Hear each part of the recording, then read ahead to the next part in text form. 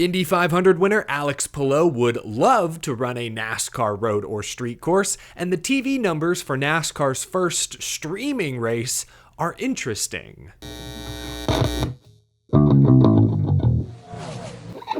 How's it going, y'all? My name is Eric. Welcome to Out of the Groove. Hope you're doing well. We have a lot to get to in this episode, but let's begin with some breaking news that just came across my inbox. A couple weeks ago, after finishing 8th at Kansas Speedway, Chris Buescher's number 17 Ford was taken back to the NASCAR R&D Center, where NASCAR discovered an issue with the front bumper cover. NASCAR hit the team with a 60 driver owner point penalty, 5 playoff point deduction, 2 race suspension for the crew chief, and a $75,000 fine. Now, RFK Racing went ahead and served the crew chief suspension. Scott Graves missed the All-Star race and missed the Coca-Cola 600, but they still appealed the rest of the penalty, especially the points part. Today, their appeal was heard, and these are the results. Upon hearing the testimony, the decisions of the National Motorsports Appeals Panel are that the appellant violated one or more, but not all, of the rules set forth in the penalty notice. They say the team did not violate the exhaust cover panel section of the rulebook. The panel amends the original penalty assessed by NASCAR to read a loss of 30 championship driver and team owner points, a loss of 5 driver and team playoff points, 2 race suspension for crew chief, $75,000 fine for the team. Okay, so they reduced the regular season points penalty from 60 down to 30. Sliced it in half. Let's see, where does that put Chris Buescher in points now? Let's see, that moves him from 23rd to 16th in the regular season points, but he is 17th on the playoff grid, 6 points out of the playoffs currently, by my count. We appreciate the opportunity to present our case and are pleased that the panel overturned one of the 2 assessed penalties. Yeah, that sounds about right. Now, some of you might be confused. I know I was at first. A couple years ago, in the wake of the Louver disaster, NASCAR edited the rulebook. They said that if the appeal panel finds the team guilty in any way, shape, or form, they can't completely rescind any part of the penalty. In the case of the Louver deal a couple years ago, they essentially found Hendrick Motorsports guilty, but they completely rescinded the points penalties, which made absolutely no sense. So NASCAR went to the appeals panel and said, hey, you can't do that anymore. If the team is guilty, you can edit the penalty within the tolerances in the rulebook, but you can't completely rescind part of the penalty. So that's why this penalty doesn't go from 60 to 0 points. It goes from 60 to 30, because that is what the appeals panel is now allowed to do. I'm not sure they would have completely rescinded the points penalty. I don't know how guilty or how innocent RFK Racing was. Sounds like they were guilty of committing at least one violation, but not another. So either way, I think overall this is a mildly successful appeal for RFK Racing. I mean, Chris Buescher was in the mid-20s in points. Now he's the first guy out, knocking on the door of a playoff spot on points. That is big news heading into this summer stretch.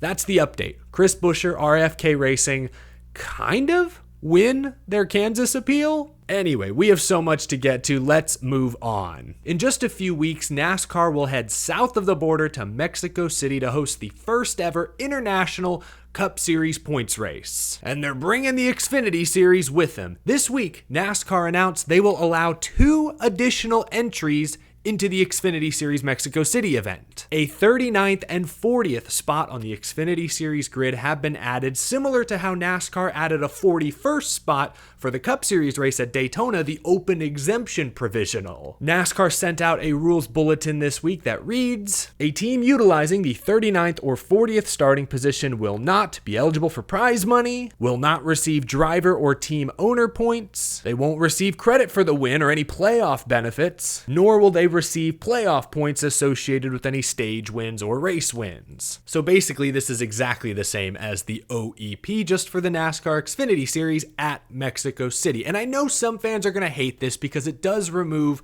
a competitive element from qualifying. And I do agree, but at the same time, we have to be realistic. Mexico City is a Unique event. The trip down to Mexico City is a long one and it's very expensive. If you're a smaller Xfinity Series team who sold sponsorship for this race and you're willing to make that trip, I get why NASCAR would allow you to compete in the race. Again, these 39th and 40th spots aren't eligible for points. They aren't taking any prize money away from the teams who legitimately qualified in. The teams that will likely use those extra spots just need their car on track so that the sponsor is happy and they can pay all their guys for making the trip. It sounds like NASCAR is expecting 39 Xfinity Series entries, so perhaps only one of these spots will even be used. I wouldn't want this to become the norm at all events, but Mexico City, extremely unique. I get it, no complaints from me. Another extremely unique event is the Chicago Street Course 4th of July weekend. Just announced Will Brown, Supercars champion,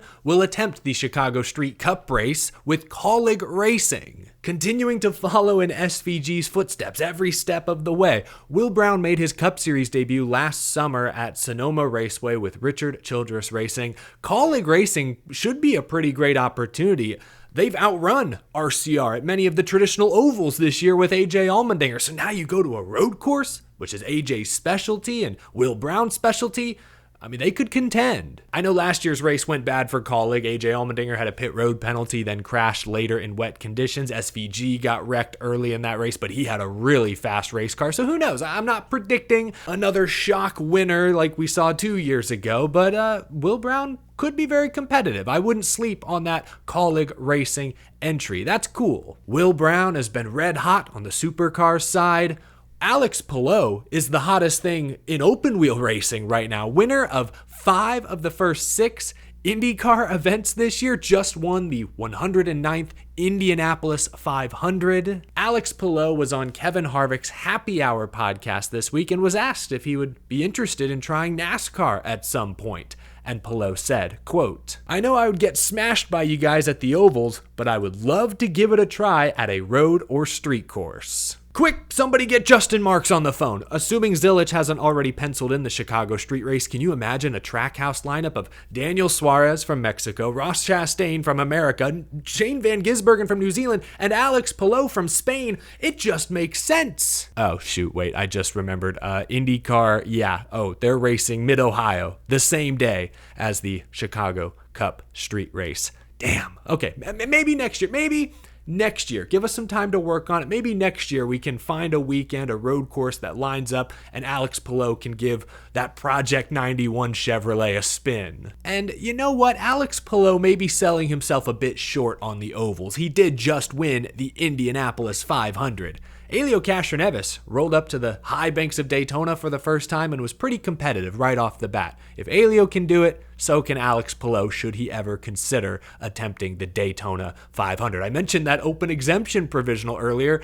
I think Palou would qualify. Anyway, NASCAR ran its own crown jewel race Sunday evening, the Coca-Cola 600. This was the first ever NASCAR Cup Series race to be broadcast exclusively on a streaming platform, Amazon Prime Video. And Sports Business Journal writer Austin Karp shared an early look at the reported streaming viewership numbers. Hearing early viewership for first ever Cup race to exclusively stream got around 2.6 million viewers. And you can see that is down from the 3.1 million viewers for last year's Coke 600 that was rain shortened on Fox. And then you look at the 2022 race, earned 3.9 million viewers on Fox. So this year's Coca-Cola 600 saw roughly 16% fewer viewers than last year's edition and was down about 33% compared to the 2022 600. So if you take the average of 33%, that's roughly 25%, roughly a 25% year-over-year drop for the Coca-Cola 600. That is right in line with the NFL's ratings when they first moved Thursday Night Football to Amazon Prime Video. A few years ago, the NFL moved the Thursday night broadcast from NFL Network and Fox to Amazon Prime. And that first year, their viewership dipped by about 25%. They've slowly increased their ratings since. Austin Karp also reports that the median age for the Coke 600 was about 6 years younger than the median viewership for NASCAR races on traditional linear TV. So my takeaway, 2.6 million viewers is comparable to what Cup races draw on cable television. The year-over-year drop-off is similar percentage-wise to the NFL, and they added probably close to 100,000 fans, and the key demographic got younger, which I believe is important for the growth and stability of the sport. So I would say that number, that report, not a home run by any means, but it's also not bad news. I've already seen people from Fox be quick to point out the year-over-year total viewership loss, like Michael Mulvihill here, president of Fox Sports Insight and Analytics, posted. This has become a predictable spin anytime an event moves to a streamer. It's easy to look younger when you lose 5 older people for every 1 younger viewer you gain. I mean, he's the expert, I guess, but the truth is, cable subscriptions in the US to channels like FS1 are going down every single year while streaming continues to grow. So, if you're looking for a spin, I guess, Larry McReynolds of Fox Sports was on Door Bumper Clear this week, and he praised Prime Video for their inaugural NASCAR broadcast, called it phenomenal, but then also said that comparing Fox to Prime Video is like comparing apples to oranges. You just can't do it. Larry Mack said on Door Bumper Clear, quote, "I can't completely speak for Fox, but we're never going to have a broadcast where we do an hour pre-race and an hour post-race, and the majority of commercials are side by side. We're network television." I know many fans don't want to hear that, but I'm actually going to defend Larry McReynolds because he's right for the most part. Prime Video's business model is different than Fox. Fox can't spend an hour extra doing post-race coverage on Sunday night because they have an entirely different audience waiting to tune in to new episodes of The Simpsons or Family Guy. Prime Video, because it's not a traditional broadcast network television channel, does not have those same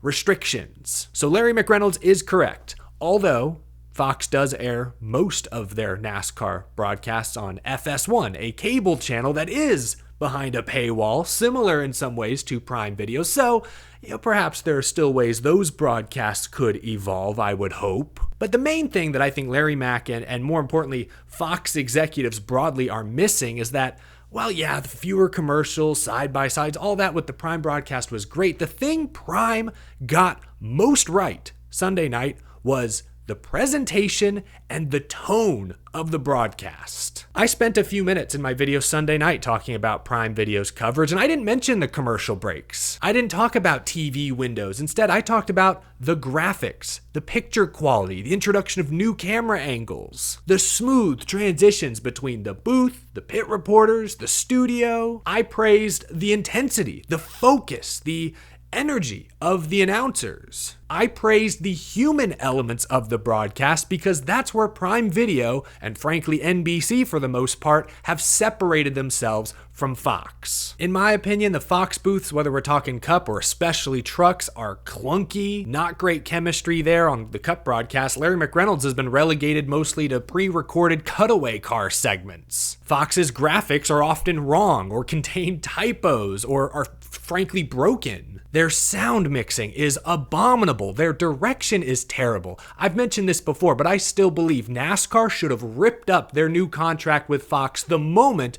they chose to cut to a sleeping child in the middle of the clash. It's like Fox is actively trying to make NASCAR look lame. Anyway, all of those complaints I just made have absolutely nothing to do with network TV versus streaming. And I don't mean to throw all this at Larry McReynolds. I'm not. He, for the most part, does his job really, really well.